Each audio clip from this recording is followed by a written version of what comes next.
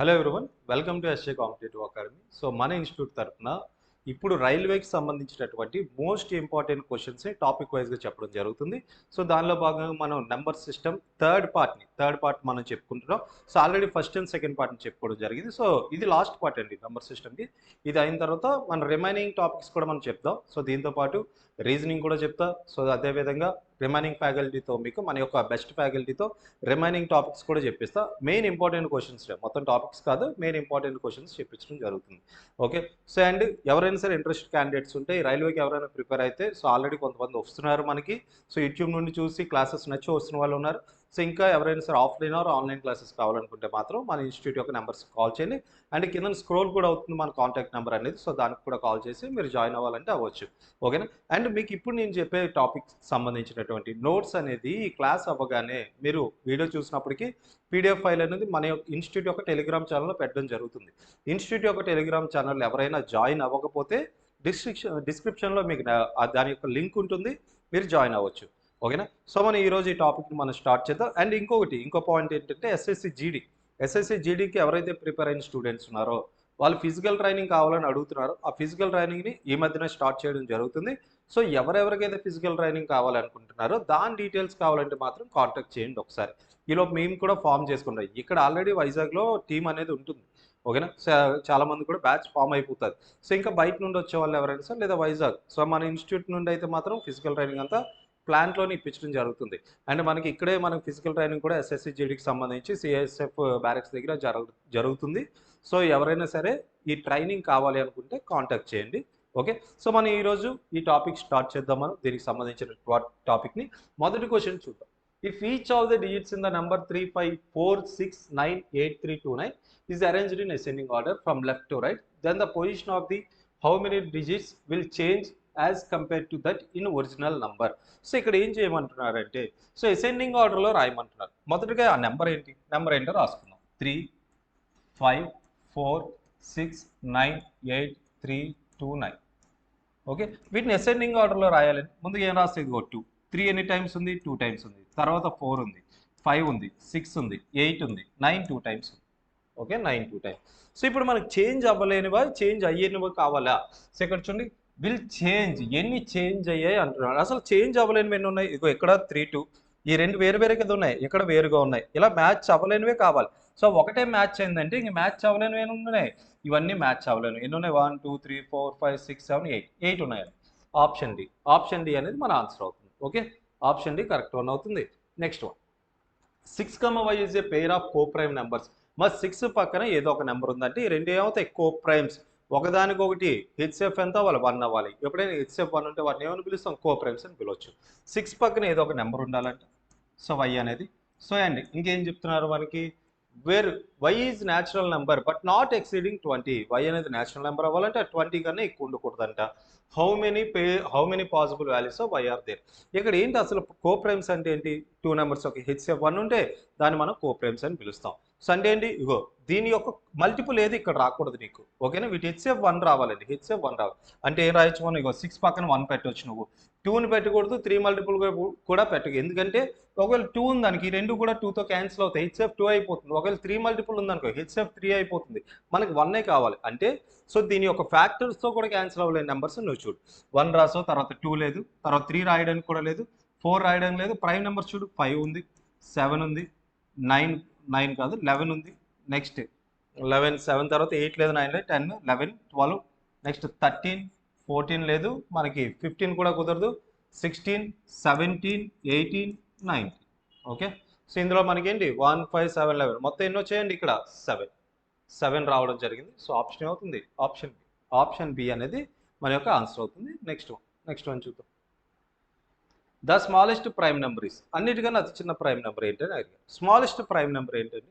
అన్నిట్లో కన్నా అతి చిన్న prime number 2. Smallest prime number and only even prime number కూడా ఇదేనండి. ఓన్లీ ఈవెన్ ప్రైమ్ నెంబర్, ఒక్కగానొక్క సరి ప్రధాన సంఖ్య అంటారు తెలుగులో. సరి ప్రధాన సంఖ్య, ఒక్కగానొక్క సరి ప్రధాన సంఖ్య. ఓకే. ఈవెన్ మనకి లీస్ట్ ఈవెన్ ప్రైమ్ నెంబర్ అయినా సరే, అది ఓన్లీ ఈవెన్ ప్రైమ్ నెంబర్ అయినా లీస్ట్ ప్రైమ్ నెంబర్ అయినా 2 అవుతుంది. మరి 2 డిజిట్లో లీస్ట్ ప్రైమ్ నెంబర్ ఏంటి? 11. 2 డిజిట్లో లీస్ట్ ప్రైమ్ నెంబర్ 11 అవుతుంది. ఓకే. మనకి నెక్స్ట్ ఇది కాకుండా 3 డిజిట్లో లీస్ట్ ప్రైమ్ నెంబర్ ఎంత 101 అవుతుంది. వీటిని కూడా గుర్తుపెట్టుకోండి 101. ఓకే, సో వీటిని గుర్తుపెట్టుకోండి, తర్వాత యూజ్ అవుతాయి. నెక్స్ట్ చూద్దాం. If 11 is separated from each of the following number and the digits of the each number are written in reverse order and then the number is arranged in the ascending order, the position of the how many numbers will not change. So ఇక్కడ ఏం చెప్తున్నానండి, ప్రతి సంఖ్య నుండి 11 తీసివేసి ప్రతి సంఖ్య యొక్క అంకెలను వ్యతిరేక క్రమంలో రాసి ఆ సంఖ్యలను ఆరోహణ క్రమంలో అమర్చినట్లయితే ఎన్ని సంఖ్యల స్థానం మారదు అని అడుగుతున్నాడు, ఎన్ని మారవు అని అడుగుతున్నాడు. సో ఇక్కడ చూద్దాం ఏం చేయాలి. సో ముందుగా ఈ నెంబర్స్ అన్నింటిలో ఉండి ఎంత మైనస్ చేయమన్నాడు, 11 మైనస్ చేయమన్నాడు, చేద్దాం. 167లో 11 తీస్తే ఎంత 156, తర్వాత 865, తర్వాత ఎంత ఉందండి 556, నెక్స్ట్ 176, 860. ఓకే, 11 మైనస్ చేసాం. తర్వాత ఏం చేయమంటున్నారు మనకి, సో ఇక్కడ following numbers and the digits of the each numbers are written in the reverse order. వీటిని ఏం చేయమన్నారు, రివర్స్ ఆర్డర్లు అంటే ఏంటి, ఇగో 651 అవుతుంది, ఇదేమవుతుంది 568, సో తర్వాత 655, తర్వాత 671, తర్వాత 268, ఇలా రివర్స్లో రాసాం. ఇప్పుడు ఏం చేయమంటున్నారు, వచ్చిన తర్వాత అసెండింగ్ ఆర్డర్లో రాయండి అంటున్నారు. ఇప్పుడు అసెండింగ్ ఆర్డర్లో రాసుకుంటూ వెళ్దాం. అసెండింగ్ ఆర్డర్, సో రాద్దాం. అసెండింగ్ ఆర్డర్ అంటే ఏమవుతుంది, ఇదిగో వీటిలో అన్నిటికన్నా చిన్న నెంబర్ ఏంటి, అసెండింగ్ అంటే ఏంటండి ఆరోహణ క్రమం, చిన్న నుండి పెద్దగా రాసుకొని వెళ్ళాలి. మొదటగా 268 రాస్తాం, తర్వాత ఏం రాస్తాం, ఇందులో అసెండింగ్ ఆర్డర్లో 568 వస్తుంది, తర్వాత 651, 655, నెక్స్ట్ ఇంకేమున్నాయండి 671. సో ఇక్కడ చూడండి ఎక్కడ మ్యాచ్ అయ్యాయి, ఎన్ని మనకి చేంజ్ అవ్వలేదు అని అడిగాడు, విల్ నాట్ చేంజ్. సో ఇగో ఇది చేంజ్ అయిపోయింది, ఇది చేంజ్ అవ్వలేదు, ఇది చేంజ్ అయింది, ఇది చేంజ్ అయింది, ఇది కూడా చేంజ్ అయింది. సో ఆన్సర్ ఏమవుతుంది 1, ఒకే ఒకటి చేంజ్ అవ్వకుండా ఉంది. సో ఆన్సర్ ఏమవుతుంది option C. Next, what is the positive difference between the sum of all prime numbers between 11 and 20 and the sum of all prime numbers between 30 and 50.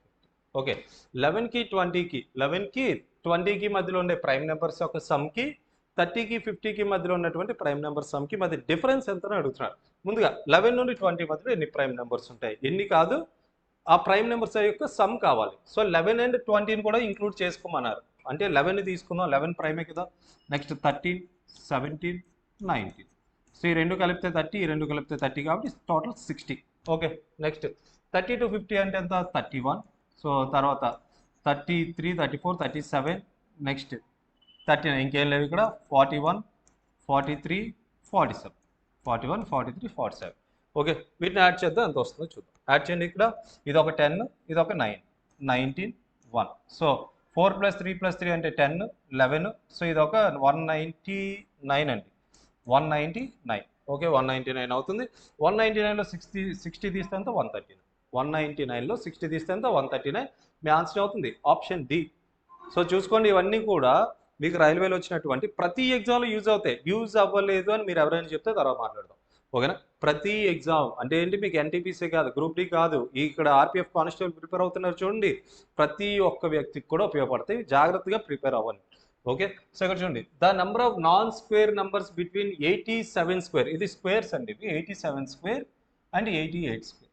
Okay, so దీనికి మనం చేయాలంటే డైరెక్ట్గా trick చెప్తా చూడండి. ఎప్పుడైనా ఇలా non square numbers between 87 square ఏదైనా squares ఇచ్చారనుకో, దీనికి ఏం చేయాలంటే ఈ మొదట్లో నెంబర్ ఉంది కదా 87, దానికి 2 into ఆ నెంబర్ రాయండి, 2n. దీన్ని ఏమంటాం 2n అంటే 87 into 2 అంటే ఎంత అవుతుందండి, ఇక్కడ 174 అవుతుంది.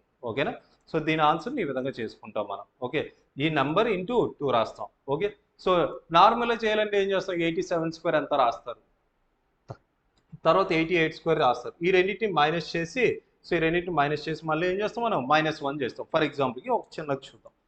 2 స్క్వేర్కి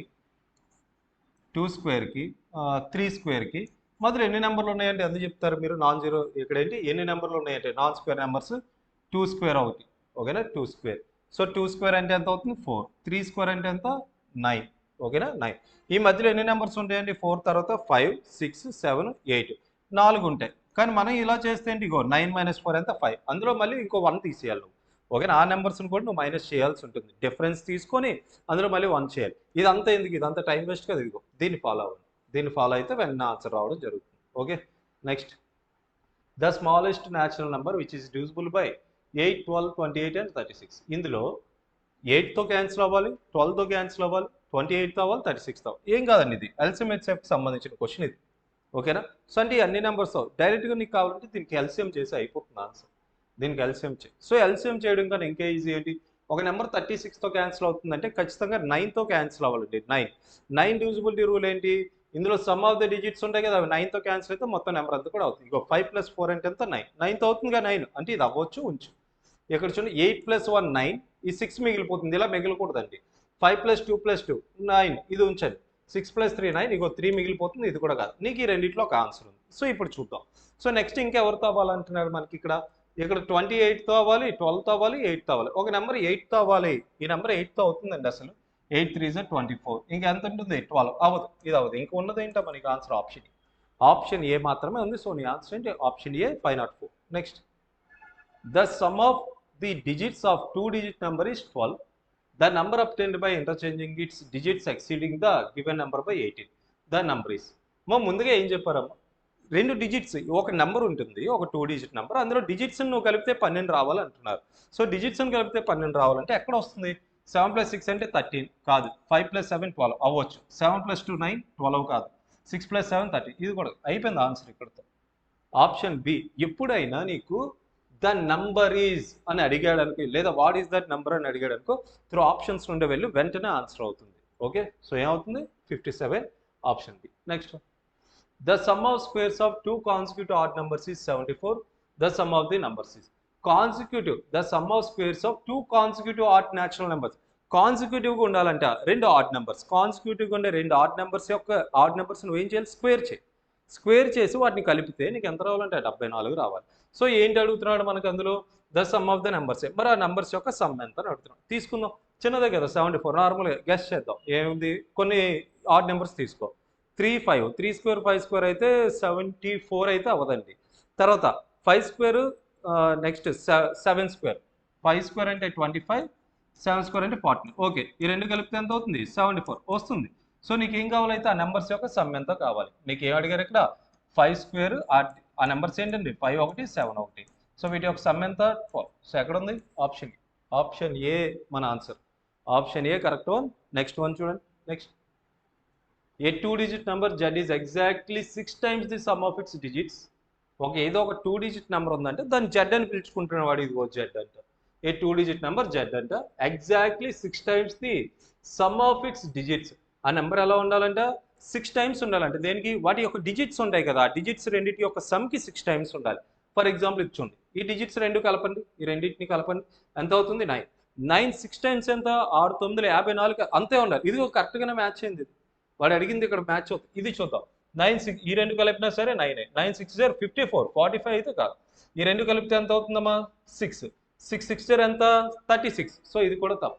ఈ రెండు కలిపితే ఎంత 9, 9 6 0 ఎంత, సో ఇదైతే కాదు. సో ఆన్సర్ ఎంత 54, ఆప్షన్ అయిపోయింది. సో ఇంకా మనం ఏదో చెక్ చేద్దాం, ఖాళీగానే ఉన్నాం కదా అనుకుంటే ఇంకా చూద్దాం.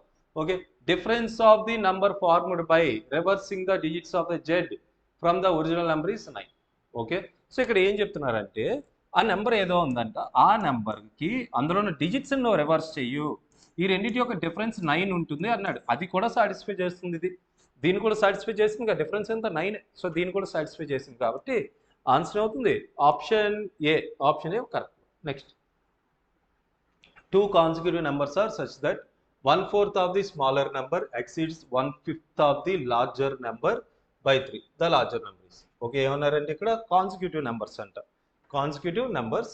ఓకే, సో కాన్సిక్యూటివ్ అంటే ఏంటండి, పక్క పక్కనే ఉంటాయి, నీకు చూసుకో.